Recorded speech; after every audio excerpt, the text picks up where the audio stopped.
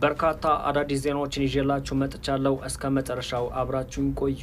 እስራኤል የሊባኖሱን መንግስት አስጠንቅቃለች። እሱም ምንድነው? በሊባኖስ የሚንቀሳቀሰው የሊባኖሱን ሂዝቡላ አርፈሽ ማታስቀምጪ ከሆነ መሬትሽን እወራለሁ ስትል አስጠንቅቃለች። የኢራኑ አብዮታዊ ዘብ አሁን ከመሸ ባወጣው መግለጫ አሜሪካ የአረብ ሀገራትን እንደ ጋሻ እየተጠቀመች ትገኛለች፣ እኛ ግን የእሷን ተቋማትና የእሷን ቤዞች ለይተን እየመታን እንገኛለን ብለዋል። የኢራን ሀከሮች በእስራኤል ውስጥ የሚገኘውን የባቡር አገልግሎት ሙሉ ለሙሉ ዘግተውታል። እስራኤልም መንገዶች ሁሉ ደህንነታቸው የተጠበቀ ስላልሆነ ከአገልግሎት እንድትቆጠቡ ስትል አስጠንቅቃለች። ሩሲያ በመካከለኛው ምስራቅ የሚገኙ የአሜሪካ የጦር ሰፈሮችና ቤዞችን የሳተላይት ምስል ወይም መረጃ ለኢራን አሳልፋ እየሰጠች እያስጠቃቻቸው እንደሆነ እየተነገረ ይገኛል። የመጨረሻ መረጃ ደግሞ እንደተለመደው ማታ ነውና 42ኛ ወይም ደግሞ ባልሳሳት 43ኛ የኢራን የሚሳኤል ጥቃት 43ኛ ወይ 42ኛ ዙር እንደጀመረ እየተነገረ ይገኛል። አዳዲስ ነገር ካለ እመለሳለሁ። በደንብ ሼር፣ ኮፒ ሊንክ፣ ሪፖስት እያደርጋችሁ አዳርሱት።